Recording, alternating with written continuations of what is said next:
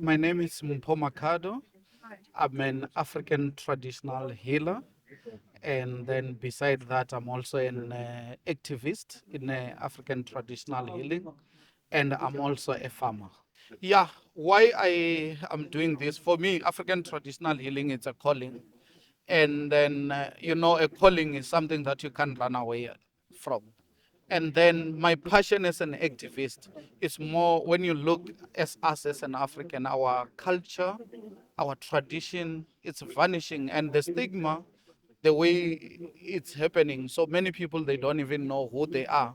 So on activist, I use it to educate young people about who they are as African and how to practice their culture. And then again, I use it to educate people on healing.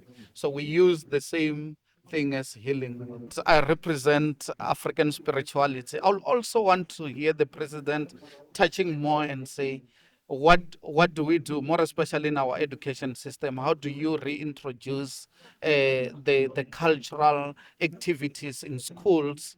And then when we talk about health system, how do you now publicly people go and say now you want to go and see a traditional healer openly without fear that if I go to see a traditional healer, then it's not recognized with my employer for sick note and all those things. So we want to be free when it comes to that as traditional healers as well, and the community and the society. So the president, if he touch on that, I'll be glad.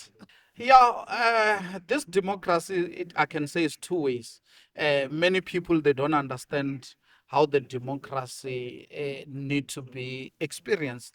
That's why now, when you look at the way how the crime rate, the way it's going, it's because of that freedom. Because people, they feel like they have freedom to harm other people. Again, that's why I'm saying for freedom I understand it differently. So I can say, yes, for freedom of me doing business the way I want to, I'm happy about that freedom.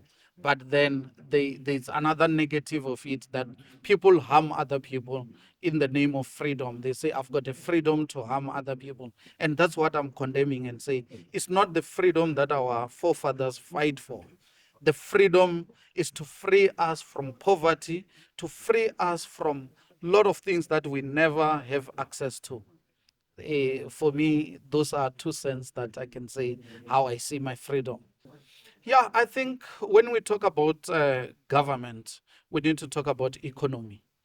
My biggest focus in say, how do we now improve our economy so that we can create more job for our people? Because I can tell you now, everyone in the corners, whether it's youth, it's adults, they are worried about their future.